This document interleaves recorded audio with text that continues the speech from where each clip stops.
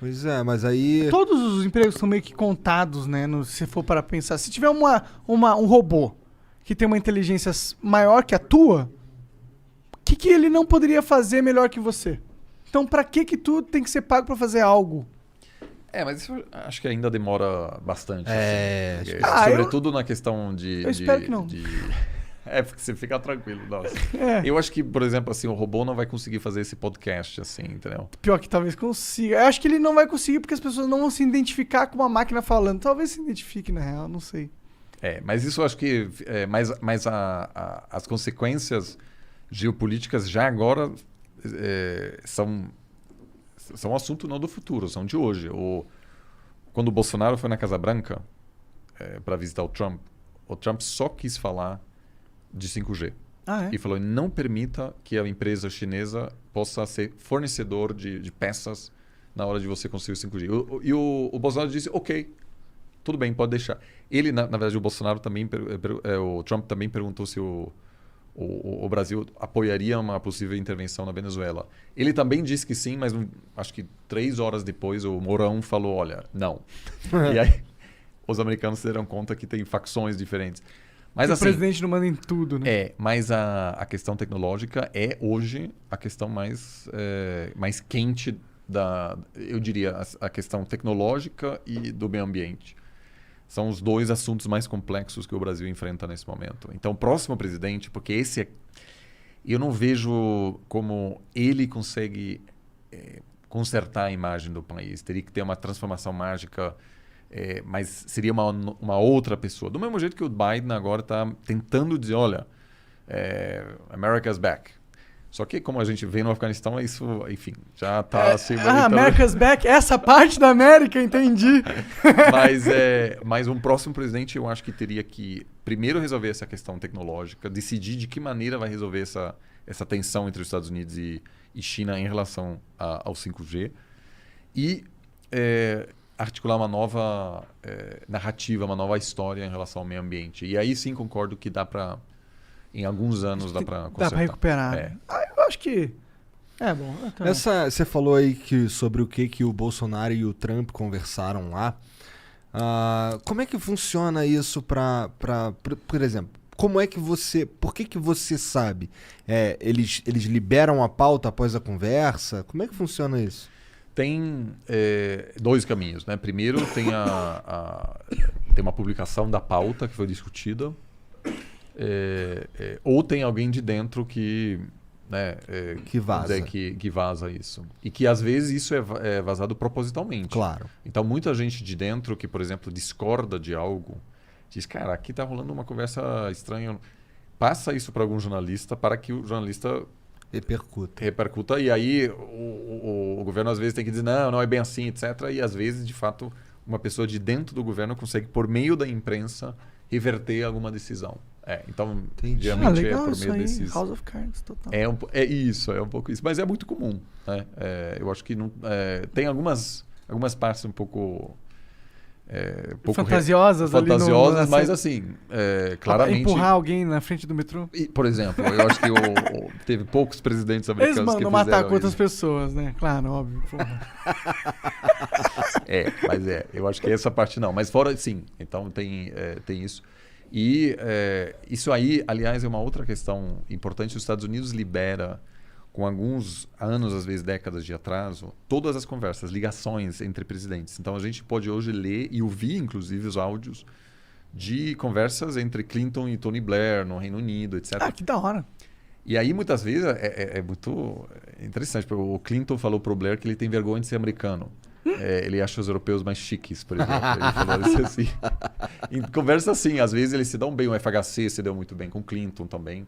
Também porque eles, enfim, tinham interesses em comum. Assim. Parece mesmo naipe. Era um mundo... Bom, pelo menos quando eu vivendo aí na década de 90, era um mundo que era mais gostoso. Então, isso é um assunto, eu acho que tem tudo a ver, inclusive, com o Afeganistão.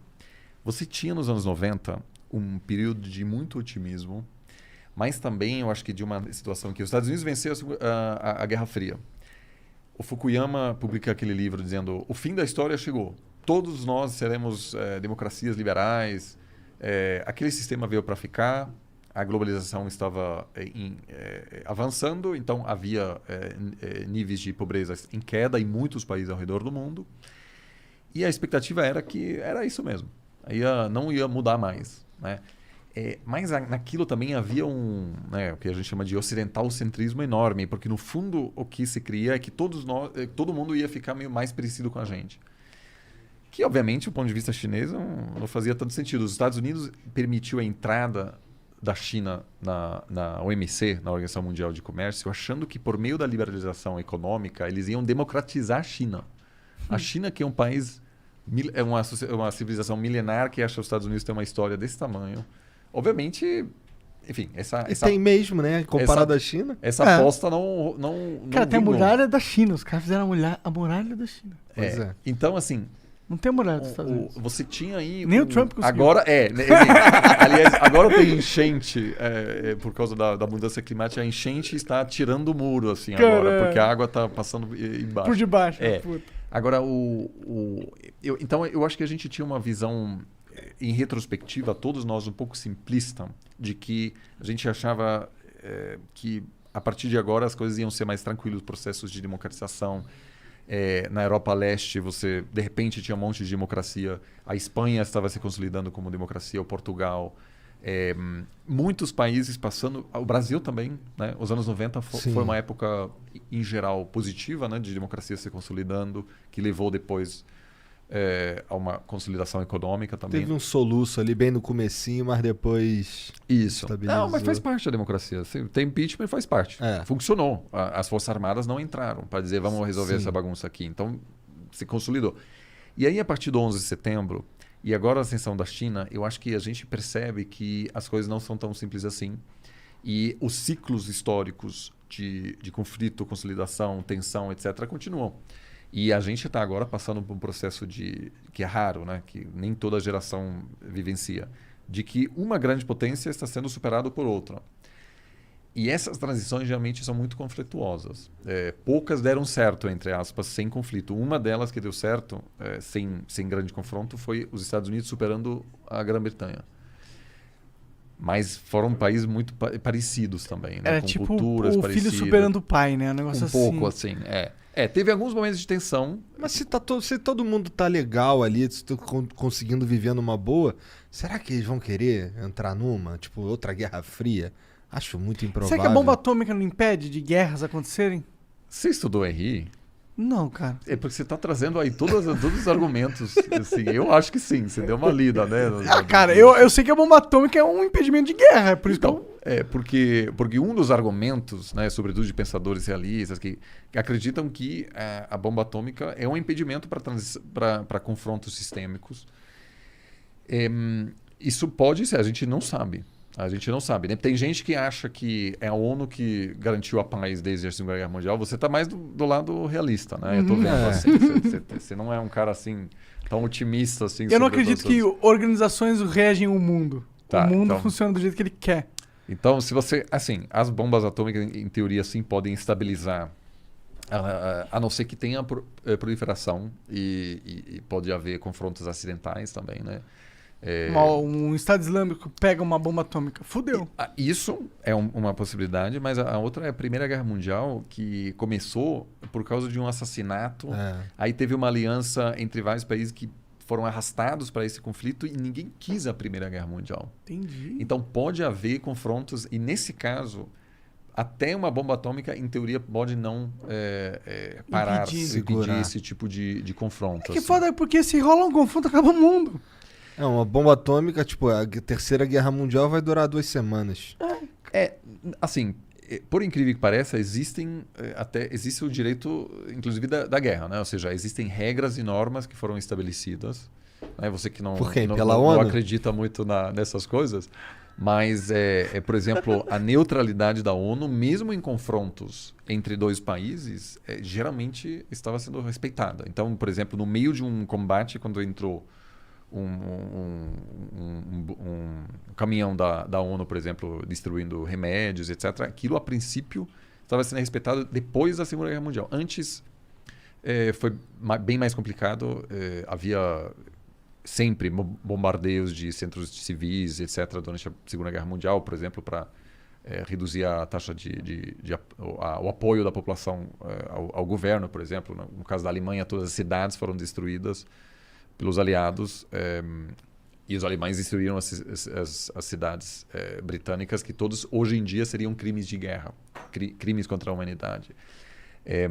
Mas nós tivemos um índice de genocídio caiu muito, nós tivemos poucos, porque existem regras para desincentivar e inclusive parar genocídios, como aconteceu em Ruanda. Então, quando o Gaddafi disse eu vou exterminar toda a população de Benghazi, na Líbia, houve uma intervenção militar que depois tornou-se uma outra coisa, e isso foi um grande erro, mas a princípio essa intervenção foi pensada para evitar um genocídio nessa cidade.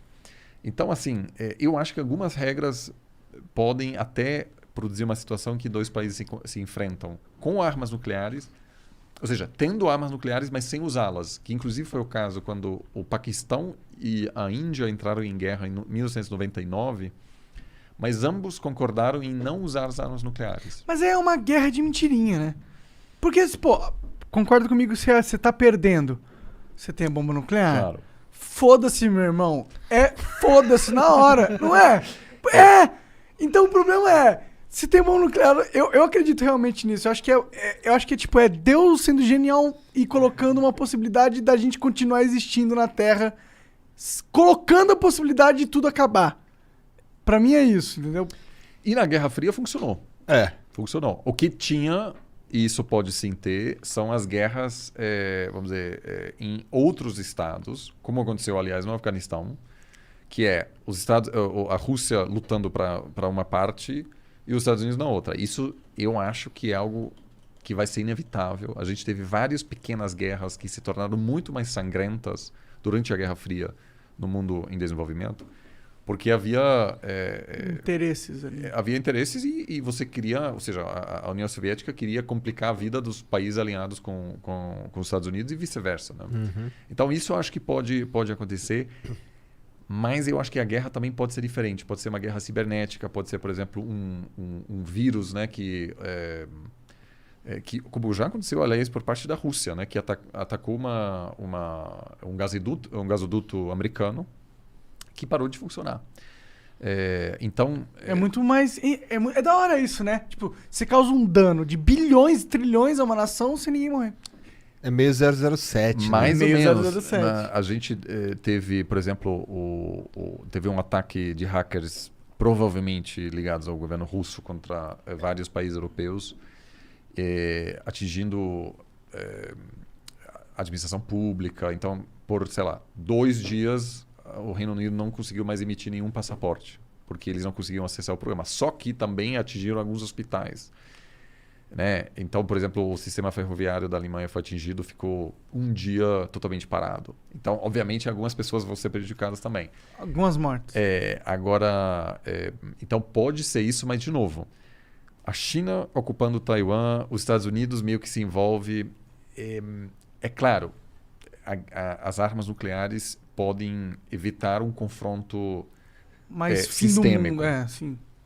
Mas eu não teria 100% de confiança de que aquilo é nosso seguro de planeta. Até porque se você criar um sistema de defesa perfeita, antimíssil... Exato, por exemplo. Você consegue tirar a ameaça de uma bomba nuclear. Você fala, ok, quero ver se acertar no meu país. Eu tenho um super sistema de laser, motherfucker, 9,9999. Ou você, por meio de um vírus... consegue inviabilizar temporariamente toda a estrutura nuclear de um país, que naquele momento, o que você está dizendo, esse mecanismo de destruição mútua assegurada, ele deixa de existir. Pá, faz sentido total. Aí só eu que te destruo. E Só de acabou. sacanagem.